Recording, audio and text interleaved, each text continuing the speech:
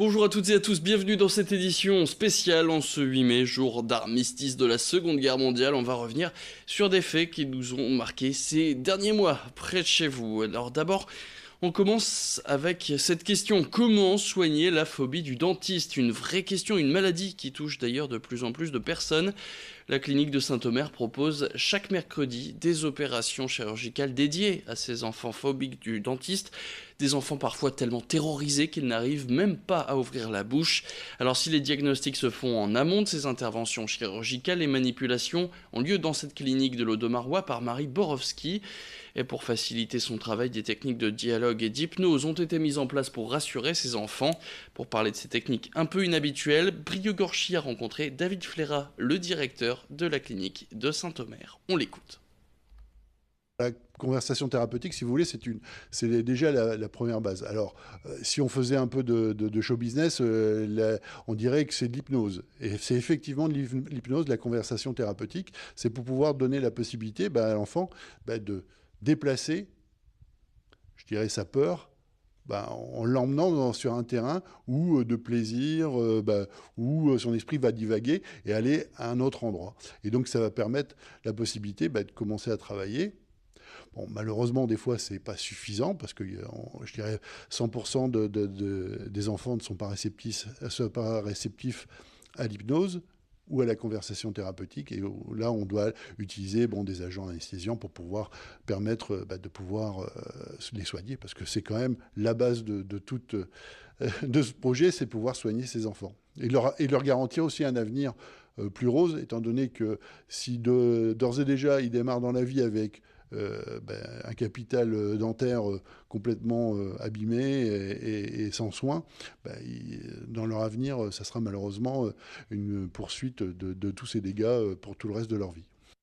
Connaissez-vous les nacs, ce qu'on appelle plus communément des nouveaux animaux de compagnie, des lézards ou des serpents qui sont aujourd'hui considérés comme des chiens ou des chats?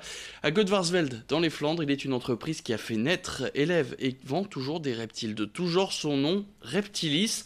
Son créateur Stéphane Rossel a lancé seul son entreprise il y a 20 ans. Aujourd'hui, il est une référence en la matière. 5 employés travaillent avec lui sous 30 degrés, la chaleur moyenne demandée par ces animaux. Portrait de cette entreprise hors du commun, signé Alexis Tessier. Bienvenue dans l'antre des reptiles.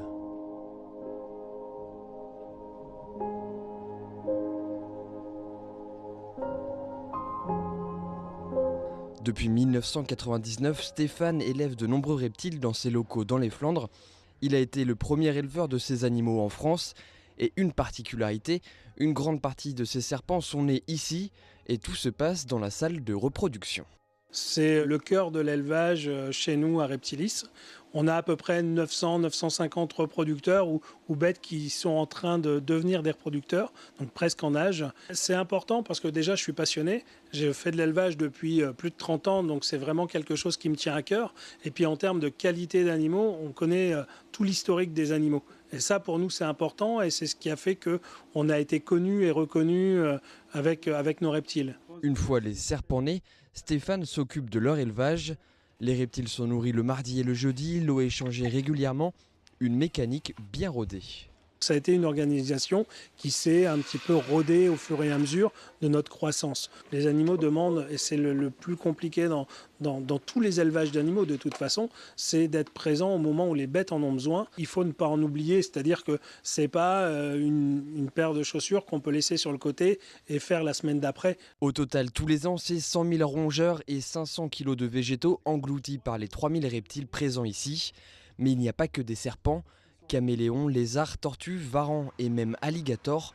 Il y a 10 ans, Stéphane a décidé d'élargir son offre.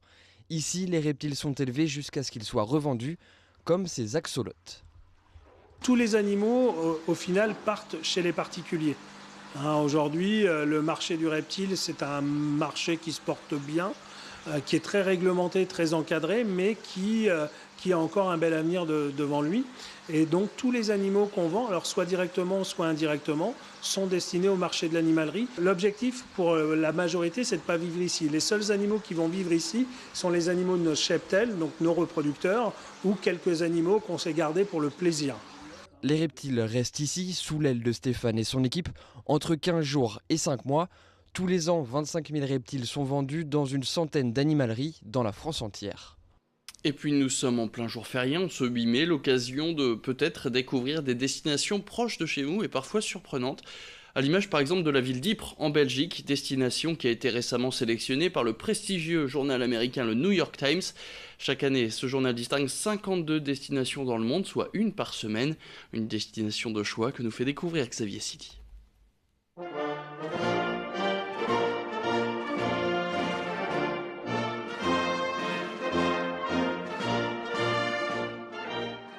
La commune d'Ypres, ville martyre durant la Première Guerre mondiale, est au cœur d'un classement prestigieux. Le New York Times la met dans la liste des 52 destinations du monde à découvrir en 2018.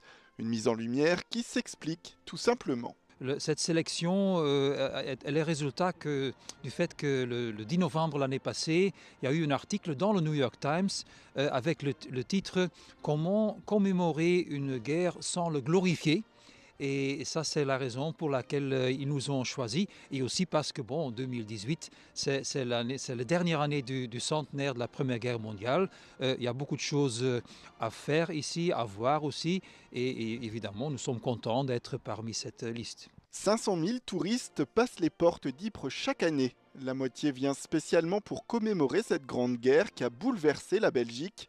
La ville investit alors depuis toujours dans le tourisme de mémoire, avec un lieu à ne pas rater. C'est le musée Flanders Fields dans lequel on montre la Première Guerre mondiale, mais on montre la guerre des deux côtés. On ne parle pas des gagnants ou des perdants ou de l'agresseur ou les défendeurs.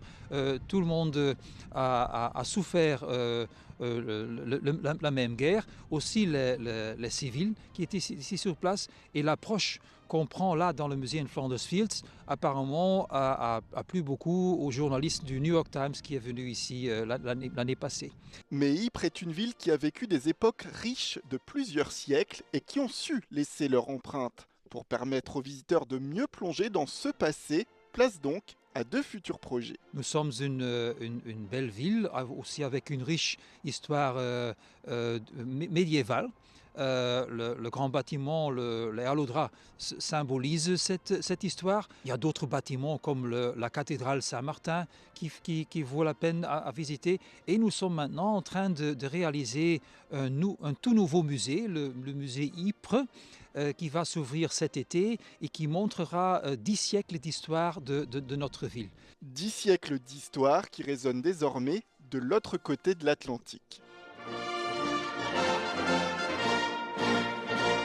Et puis une idée sortie pour terminer ce flash et aussi pour terminer une soirée. Direction Le Manoir, une discothèque installée à Bailleul. Ça fait maintenant 45 ans que la boîte continue de tourner grâce à 2 frères qui attirent les fêtards de toute la région. Portrait signé Alexis Tessier.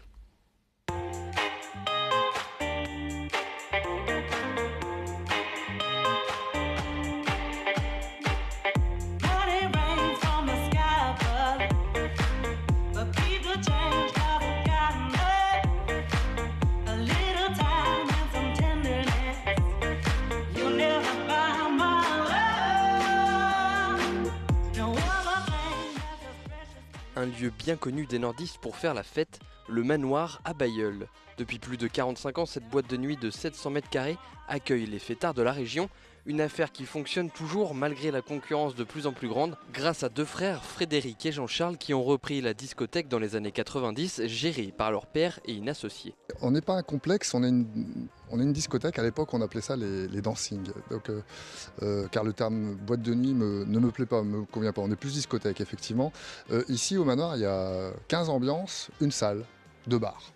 Et ces 15 ambiances touchent directement les clients qui viennent au Manoir, quoi. Il y a eu dans les années 90-2000 le développement de plusieurs complexes qui sont bien tenus, qui sont bien gérés. Mais je pense que les multisalles dispersent forcément l'ambiance parce qu'on n'arrive pas à créer quelque chose, tandis qu'au Manoir, pendant la série années 80, il y a peut-être des gens qui préfèrent la musique actuelle, donc ils boivent un coup, mais ils savent très bien que la musique derrière, électro, va revenir. Du rock, des slows, de la musique actuelle, on danse surtout au Manoir.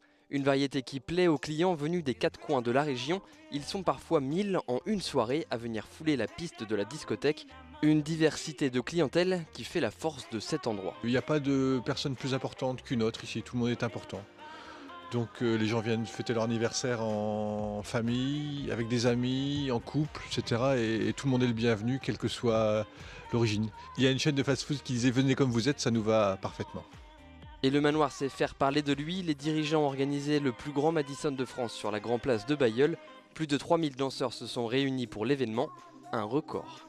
Et c'est la fin de cette édition. Merci à toutes et à tous de l'avoir suivi. Très bon 8 mai, très bon jour férié sur Grand Littoral TV.